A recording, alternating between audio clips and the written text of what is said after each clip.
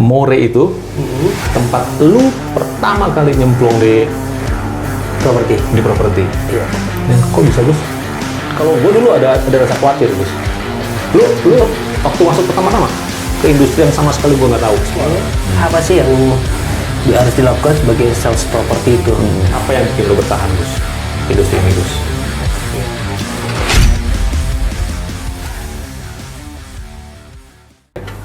Halo teman-teman, apa kabar? Kita ketemu lagi di More Channel. Masih obrolan real estate, tempat belajar dan sharing mengenai real estate. Masih dengan saya Renault dan Saya Agus. Oke, apa kabar, Gus? Alhamdulillah sehat. Pari gimana kabarnya? Sehat, segar, nggak kena COVID. Episode kedua nih gitu. Episode kedua, ini udah lanjutan dari yang pertama ya. Iya. Oke, Gus, waktu yang pertama ada satu hal yang menarik, Gus.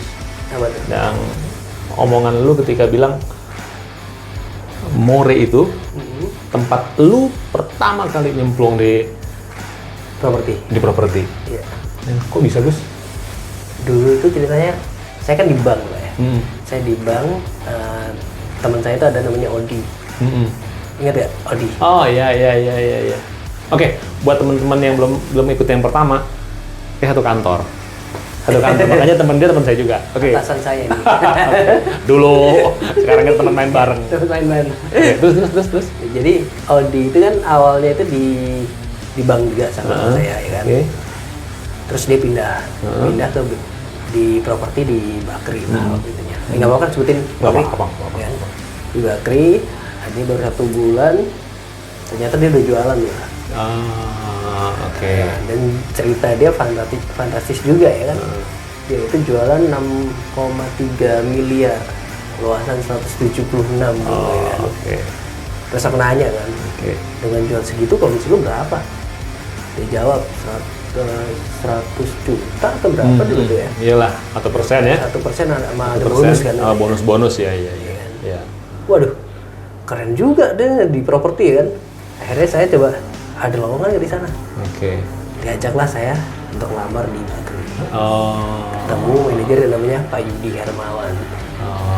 Jadi bukan emang lu lihat ke situ ya, tapi karena ada temen share pengalaman dan anak muda dulu kan, nafsu juga uang segitu, masuk. Oke, terus lanjut lah kita di situ ya. Oke, kira-kira ya kayak gitu juga sih. Kalau gue dulu nyemplungnya juga nggak sengaja. Ya. Lagi pengen cari-cari kerja, udah capek di kantor sebelumnya, ada lamaran, gue ngelamar. Dulu pertama-tama gue di Pokarawaci gitu. Developernya? Di Pokarawaci. Jadi itulah pertama kali gue nyemplung di properti. Jadi ngelamar, ada lamaran, gue ngelamar. Akhirnya dari situ lah berlanjut lah gue sampai sekarang. Jadi udah berapa tahun berarti, Pak? Dari pertama sampai sekarang? 299 kali ya gue. 99 sampai 2021. Iya. 22 tahun. 22 tahun di industri ini. Jadi ya cuman awalnya begitu, sama kayak lu awalnya juga karena kebawa temen yang lu pikirin duitnya masuk. Dulu gue emang lagi cari kerja. Terus kan baru tuh lu. Iya. Apa lu ada? Kalau gue dulu ada rasa khawatir, Gus. Lu waktu masuk pertama-tama ke industri yang sama sekali gue nggak tahu. Lu ada? Anyway kan lu waktu itu lu orang ngerantau kan?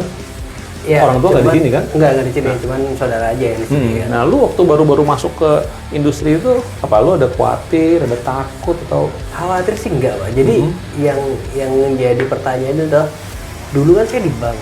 Di bank itu kan kita yang disamperin sama nasabah. Oh iya. Kita yang didatengin oleh. Kalian nggak keluar ya? Iya. Orang datang ke kantor, ke bank ya? Iya. Oke, iya. Karena dulu pegang ya ada mortgage KTA dan untuk bisnis corporate-nya kan.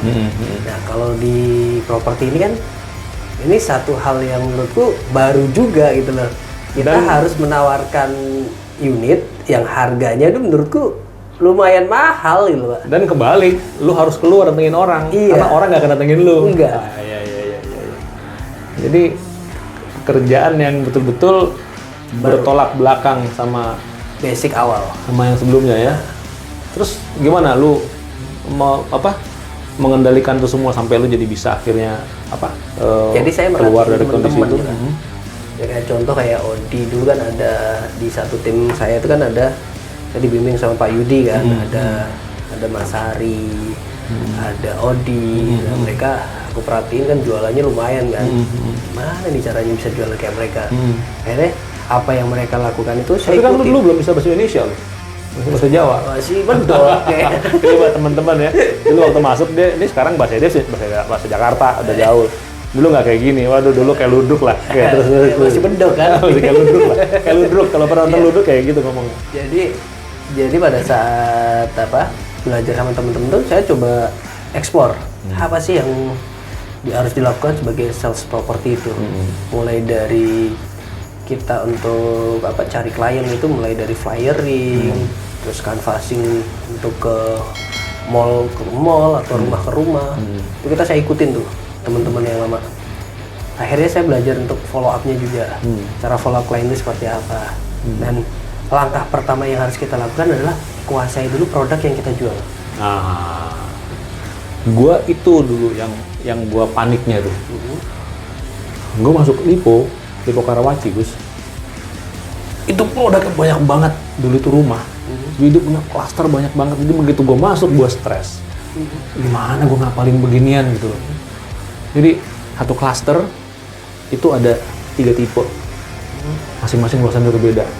Lu bayangin aja, kalau misalnya ada 10 klaster kali 3, 30 harus gua hafalin dari tipe dan segala macam. Itu kekhawatiran gua tuh.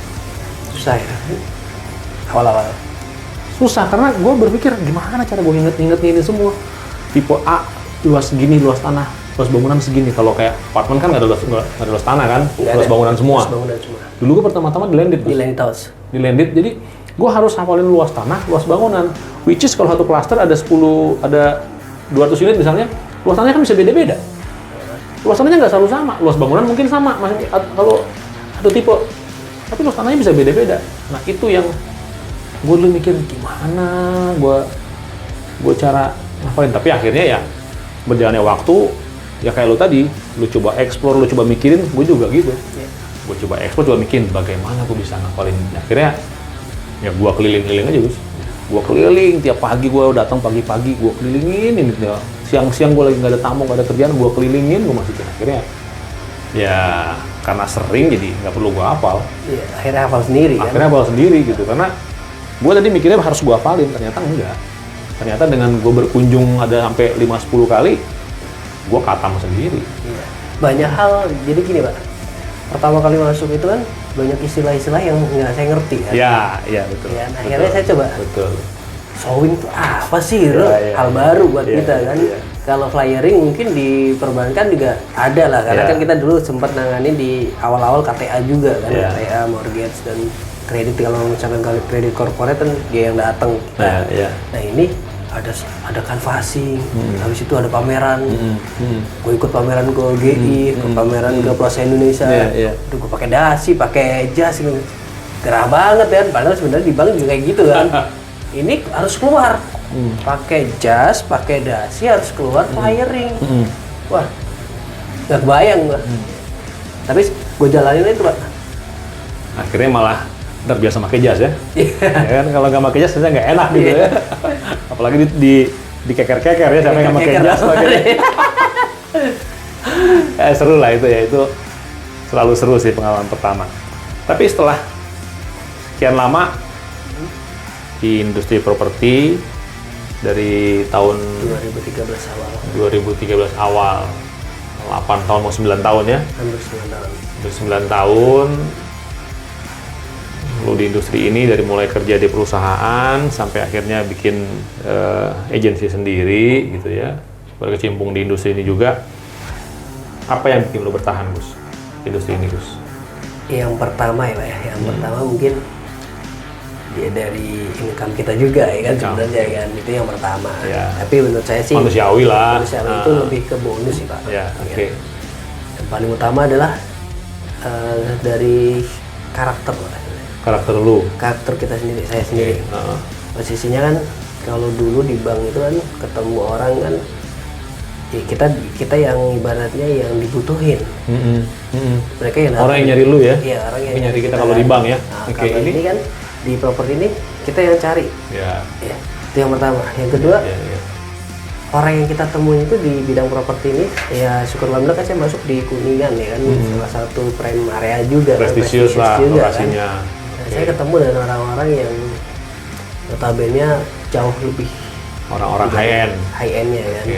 Nah, dari sisi finansial juga tinggi, dari sosial, dari wawasan mereka juga kayaknya banyak hal yang saya dapat gitu loh. Karakter saya terbentuk dari ketemu pengusaha, ketemu sama pihak BUMN, pemerintahan dan lain. Banyak hal-hal yang nggak dipelajarin di kampus tuh ya? Nggak ada. Ketemu di situ ya? Ketemu ilmu baru. Ya, dari sering ketemu orang itu kan sharing, ngobrol-ngobrol, nawarin properti, sampai jadi partner bisnis. Ya, dari properti ini. Jadi dapat apa? Ilmu-ilmu hidup lah ya. Tangguhnya nular. Iya. Tangguhnya mereka nular ke kita.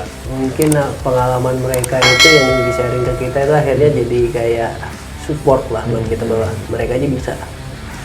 Kita yakin kita juga bisa. Tapi kalau keluarga happy lu di sini.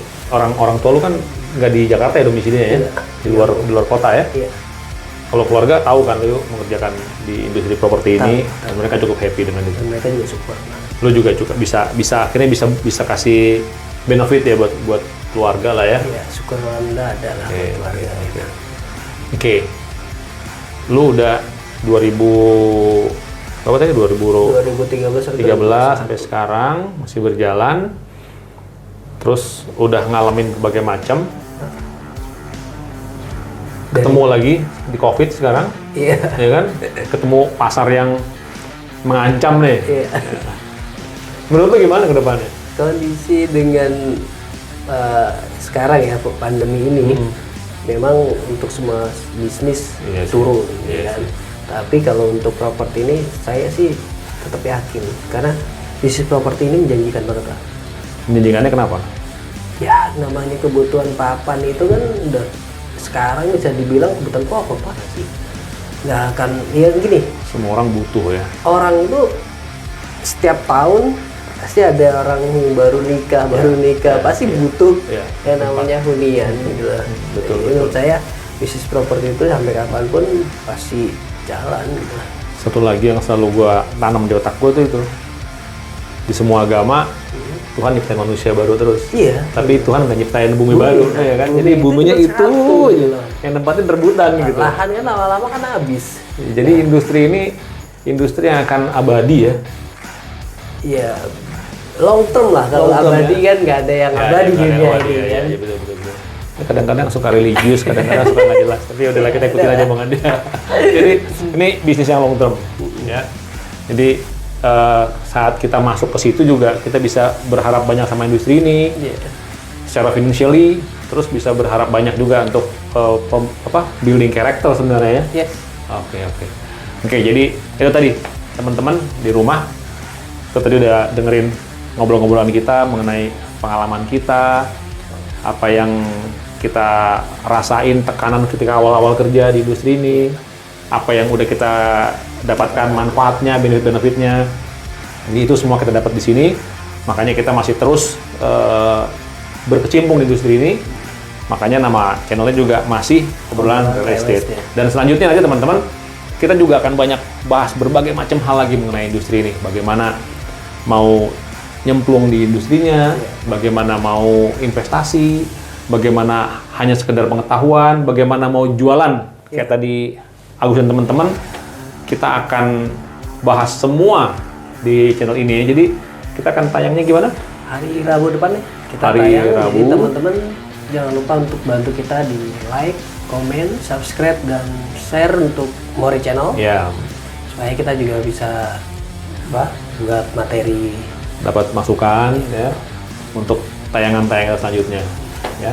Oke teman-teman, jadi jangan lupa setiap hari Rabu hanya di More Channel masih Obrolan Real Estate. Sampai ketemu.